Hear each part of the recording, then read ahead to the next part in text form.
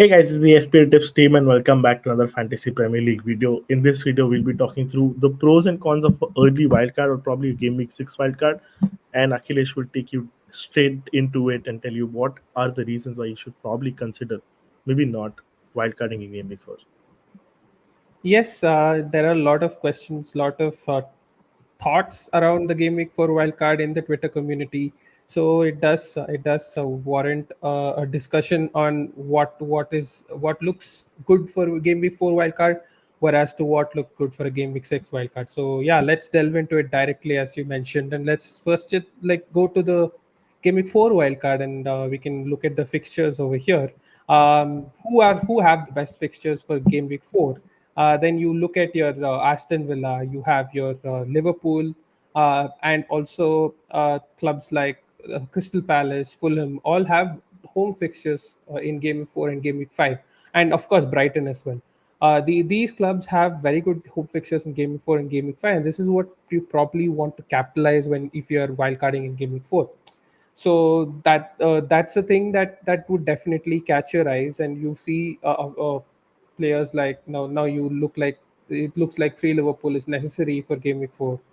It also looks like Joao Pedro is a very good option for game week 4. There is Watkins who could pay a lot of dividends if you go for him. Now that he's had his full rest in the international break, his minutes might start getting better than just 60 minutes. You have Palmer who's sort of killing it at the moment with very good fixtures in game week 4, game week 5, game week 6, game week 7. So there's a lot of merit in catching into certain assets who not everyone might be having. They might not be differential in themselves, all of them, but collectively, they will be a team that is going to be far away from the template for Game Week 4. Maybe Salah is going to be templatized, but not Palmer and a Watkins. So that's the merit that is there. Even a Robertson could be an option. So that looks like the pro for Game Week 4.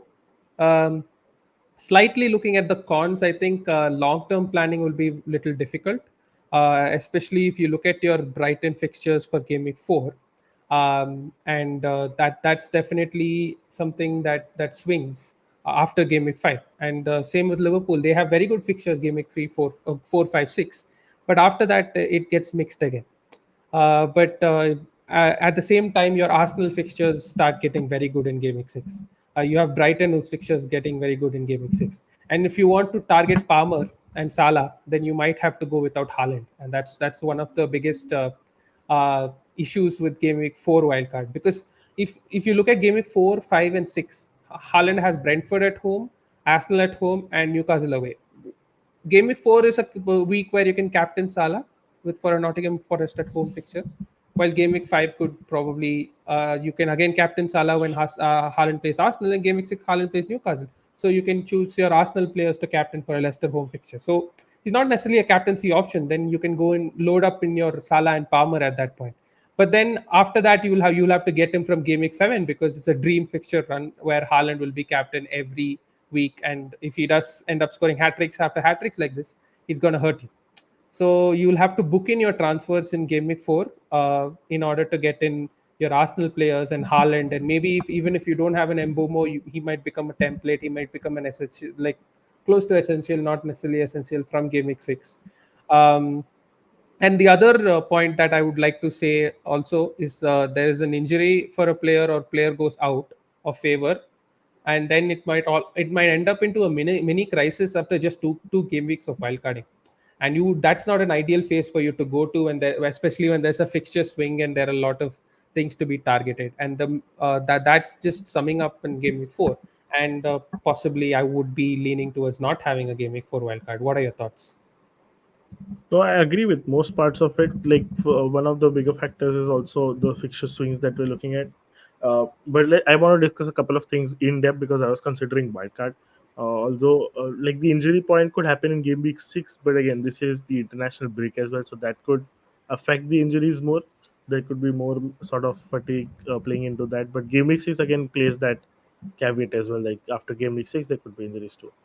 So that's something that I'm not sure about. But the rest, let's go back to the ticker. The problem is a lot of people's structure, which majorly right now is without most likely without Salah, with Haaland, it's pretty much evenly distributed.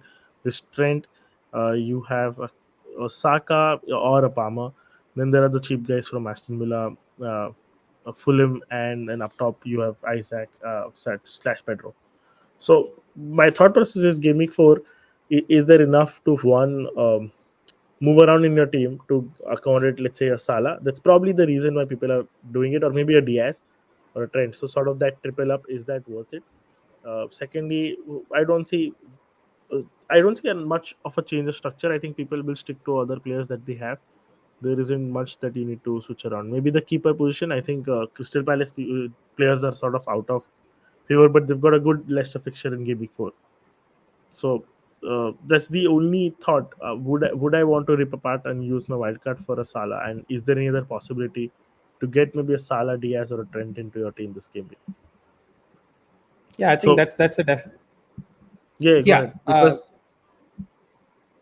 I no, but agree with you. yeah, Your point yeah. is sort of valid over there. And Salah should be the main option to go for this week because of his two home fixtures. And if you do find another way to get in Salah, then you can push your other moves for a bit later. Maybe sacrifice on Joe Pedro, maybe Palmer, have Rogers instead of Watkins, who anyways is playing 90 minutes game in game out. So that could be sort of your best bets. And it's important to note that you're not going to have a good week every single week. Currently I am sitting in a place where I've had two green arrows straight, and I've also had a very good first game week, so I'm in a good position. But I'm expecting a bad game week soon. So if I do continue, if I wild card in game week 4, that bad game week might be pushed to game week 6 or game week 7. And if I wild card in game week 6, in the next two game weeks I might not have a great game week. Palmer might punish me, Joao Pedro might punish me. So that's the trade-off you're trying to balance over here.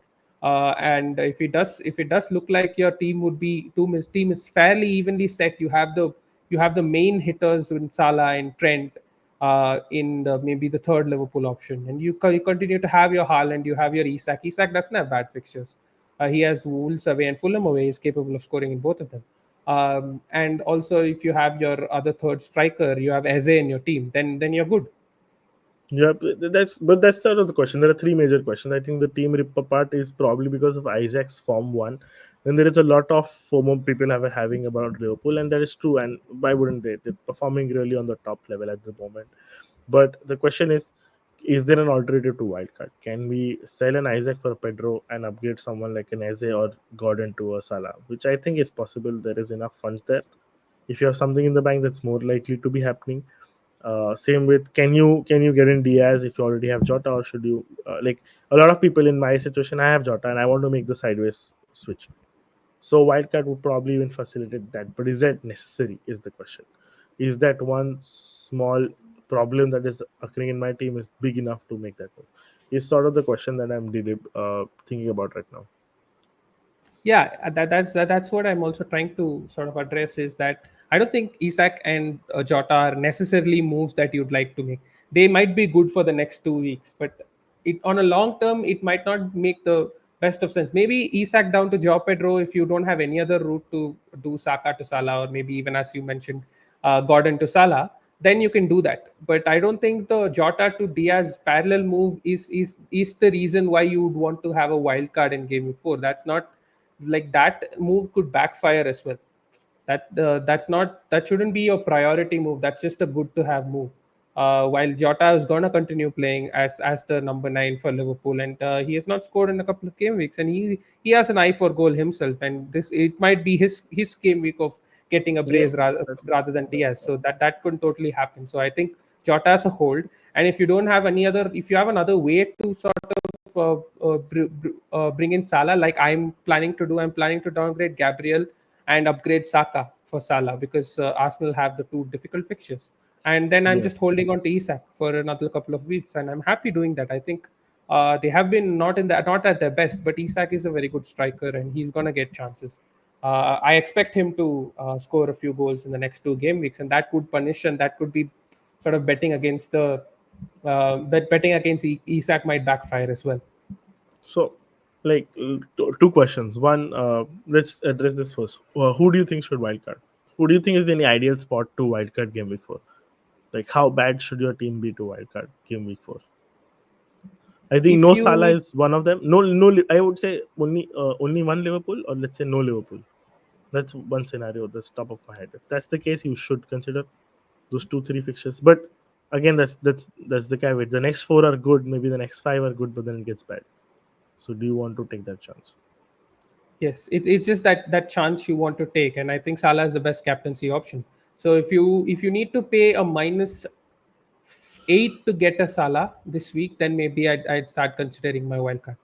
If not, if I have a Haaland and if I have another Liverpool player, maybe I'll get in the Liverpool midfielder who's easier to afford ahead of Salah this week and try to get Salah next week, where he is the standout captain. And this week you can still. I mean, most people are still going to debate whether to captain Salah or Haaland when they have both. So if you have Haaland, you can just forget about it and captain him and have someone as a backup, and maybe hope and pray that Salah doesn't smash it again this week, and or maybe a Diaz or a Jota matches him this week. Like last week, Yeah, Diaz had 15 points, which is good enough. So yeah. that's just the. That's sort of the question. One is Liverpool. What other pointers do you see which are red flags? I see if you've heavily loaded on Crystal Palace, I'm seeing that as a problem as of now. I don't see defensive stability at Crystal Palace. So if you have a double, triple up on defense, that could be one reason why you want to swing away. Then there could be a reason of double up on attack with Mateta and Eze. That's also not brewing very well. That's not been, or they've not been on the top of their game is my problem. So that's something I'm looking at in terms of if you have that scenario, you probably can consider to wildcard. Yes, I think the three main teams that we maybe want to view who have been popular assets in the first three game weeks are Fulham, Newcastle, and Crystal Palace. Your Gordon, Eze, Yeah. Isak, and also your defenders. I mean, Robinson has done well, but your Munoz hasn't done well. Hall, Burn haven't done well. These are the players who you want to move. But what I'm trying to say is it's not a necessity for the next two game weeks because they have good fixtures. Newcastle have No, Wolves and Fulham. Fulham that have was the logic game week same. one as well. They had good. So my logic for people who want to have this in game week four is essentially, and it's sort of the devil's advocate argument here, but all of these teams had good fixtures game week one as well. Now that we've come across three game weeks, we realize that they're not on the top of the game. There are other teams such as Brighton who are performing well. There's Liverpool who needs a triple up. There are a couple of Arsenal players. There's Chelsea who's popping right now. So there are other teams that are doing much better and probably are worthy of your investment wildcard because it's sort of moving ahead as well, right? If now you can triple up on Liverpool, you can move your Salah down to a Palmer or a Saka easily. That's not going to be a problem later now in game week 6 7. So for someone Yes, who's I really stuck with these assets, I think it's worth considering. fair. I think I mean it's a fair point that they're not looking at. But I would just still suggest that you remain patient because of I still think where some assets are very good that even if they have a couple of bad games there, they can turn it up in the next game. And if you're Hmm. on the wrong side of it, you'll be kicking yourself. So that's just the sort of argument I would give to hold your assets, especially someone like an Isak or an Eze, unless you need to sort of break your team apart to bring in Salah. But yeah, Salah would be my priority. Okay. Well, for just in case the viewers who want to wildcard still after hearing this in game week 4, here is sort of a wildcard draft that Akhilesh is prepared. Do you want to walk our audience through it? Yes, I have Flecken on goal. I don't want to change my goalkeeper. The two options over here are Raya and Flecken. I The one thing I wouldn't go with Raya is because of the money that will be tied in a goalkeeper. And if you want to constantly switch between your Salas and Sakas and Palmers, that money would be crucial. So that's why I just go Flecken. And the sort of ceiling is not that high for a goalkeeper, and I would keep Flecken for the next two fixtures and then still play him along that and expect to have few save points against City and Spurs, and then maybe look at Brighton for their options. So Flecken I'd keep over there, and then a 4.0 keeper could be anyone.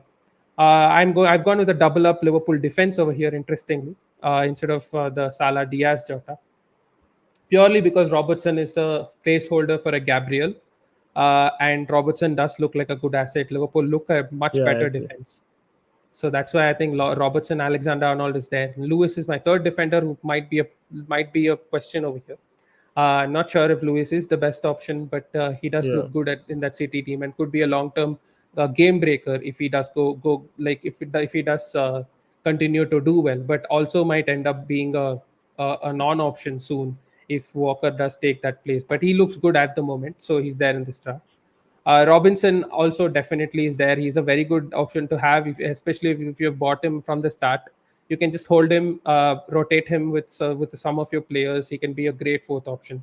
And its fifth one is Greaves, who's the centre back for Ipswich, who's nice and tall, set piece threat, and they have decent Not fixtures. So Davis. if you, huh? Not Davis. Davis is 4.5, Greaves is Oh, this 4.0. good. So Oh, that's then the that makes sense. the question over here. And Greaves can Yeah. just play somewhere if you want him. Some game week you don't have anyone else to play. Midfield Perfect. is Salah and Palmer who both make it. Eze and Mbomo make it. I think Eze should still be there. Eze is looking very central, lively. He's taken non like low XG shots, but his volume is high. Something is bound to go in. He has the quality, as you could see against Chelsea last week. And Rogers is also still there. I think he's a very good fifth attacker to have, even though he's not given a single return so far this season. He's a very good fifth attacker to have if you're gonna just bench him for Mbomo most of the weeks. So that's the structure over here. And then Watkins, Havertz, and Joao Pedro are my top three, who look good for their fixtures. So that's why if you want to have Haaland, then you need to sacrifice on your Palmer and Robertson. Yeah. That's the trade. That's the trade off in this wildcard draft. Yeah, and it does seem less convincingly good because like a couple of roadblocks, like you still keep Eze for people who want to wildcard already have that. Watkins is up in the air if you're wildcarding, so that's a question. Rogers everyone has, so you're not gaining anything there. Pedro sort of common. Trent is pretty much essential. Robinson same. So there's not And then the much other that you're one, gaining apart from Salah, I think. Yeah, and then yes, Havertz is the a other tough one is fixture. Embumo. Embumo Yeah, is one you're getting, but you're getting him and I'm benching him this week. So yeah, you might and as well he's wait got till tough game week fixtures 6 till pick him. game week 6. Yeah, yeah, Yes, essentially. Oh, okay, just definitely. let's get back to game week 6. That's sort of more important and essential to discuss. That's the longer play and the majority play as well. Do you want to discuss pros and cons first and then in depth? Yes. Good. Something I've been thinking of deeply over the last 1 week, because the international break is the time where you have the room to think about your wild card whenever you're going to wild card, and you have the bandwidth to think longer. So that's what I've been doing, and I've been trying to form different drafts of my personal Game Week 6 wild card and how it could look. So the best points are Brentford, Man City, Nottingham Forest, three teams who have sustained period of very good fixtures. We've seen we can rely on assets from these teams. I think there is Mbomo, there's Wissa, there's Flecken. There can be the defenders for Brentford. Man City, definitely you can have your Haaland, you can maybe have a Foden, a Lewis. Nottingham Forest, I think Wood is emerging into a very good option at the moment. Like in hindsight, a move that I regret not having in Game Week 1. I was sort of debating between Muniz and Wood. Muniz In and Wood, yeah. hindsight, I would have probably gone Wood, and I was actually in a more serious note debating Wood, but the new striker saga put me off. So I think now that they have not signed, I think Wood is there to start most Yeah. games. There's Ovoni, but Wood does look hungry. He also had an offside goal ruled out. He does looks very central for me. So I think that could be an option as well. And also definitely the biggest plus point is the Arsenal. You get the best three you offer the excellent three fixtures in game week 6, 7, and 8. They have Leicester at home, Southampton at home, two promoted clubs at home, and then Bournemouth away. They have very good fixtures where you would like to have a double defense or even a double attack, which is another question we would come to closer to game week 6. And yeah, I think that's mostly the pros over here. And you can also plan long term, have a big view, like a macro view of things, and try to get the best rotations for some fixtures which do happen well as well. So that's your pros No. from a Game Week 6 point of view. Yeah. Yeah. And like something that stand out in comparison to game week 4 to me, obviously the Liverpool drop off, Chelsea drop off too massively. Game week 6, 7 they've got good, then they drop off. Newcastle drop off. So you can really offload. Fulham sort of have mixed bag. You can offload a lot of your players if you don't want them game week 6. Yes, Brighton as well. Newcastle, Brighton, their fixtures are bottom in the ticker from Game Week 6 onward. So if you have your Yeah. Newcastle and Brighton assets, you can just remove them Same with Liverpool. I think from a triple Liverpool, it might be only a single Liverpool from Game Week 6 Yep. onwards. And also you have your as you did mention, Palmer might go.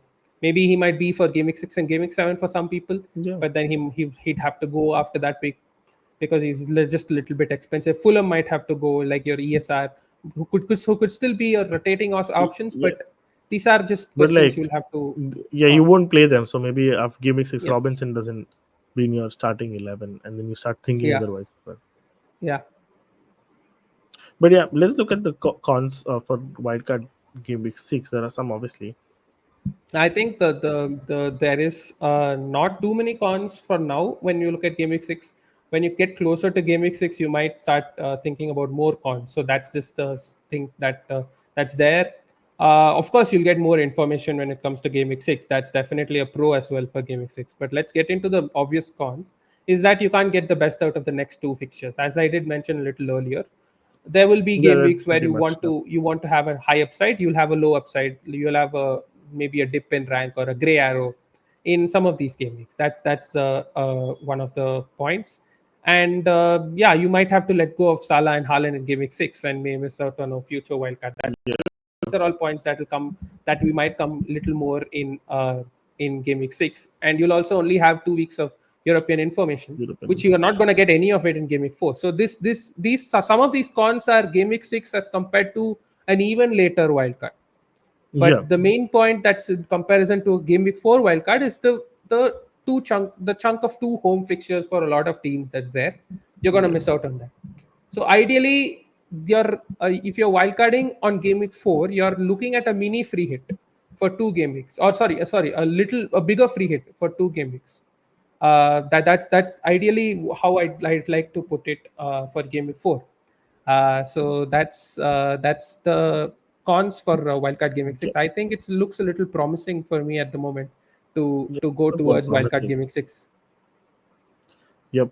Just a question on the top of my head. If you're not wildcarding this week and you can't afford Salah, would you go Palmer to cover him, cover some sort of points up with the premium, third premium?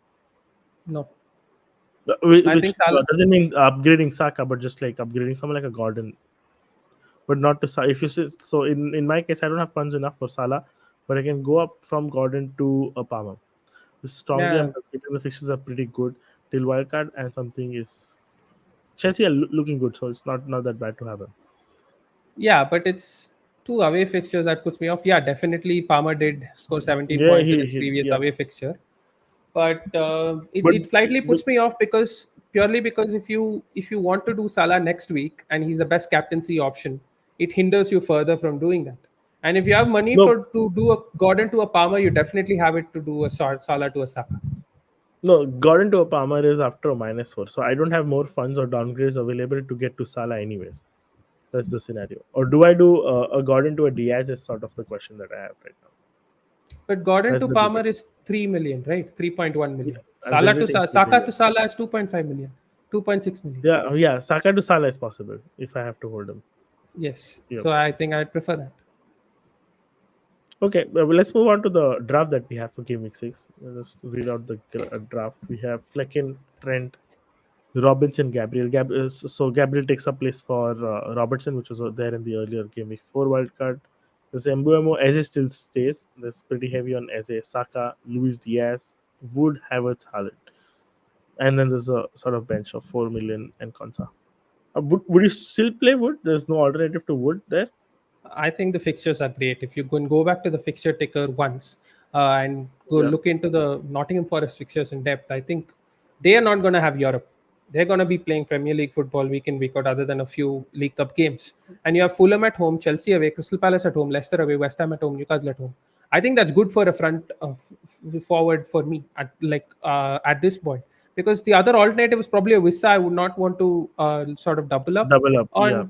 on Brentford. I'm not sure. I'm not too confident on the Moon is this week. Their fixtures are not the best as well.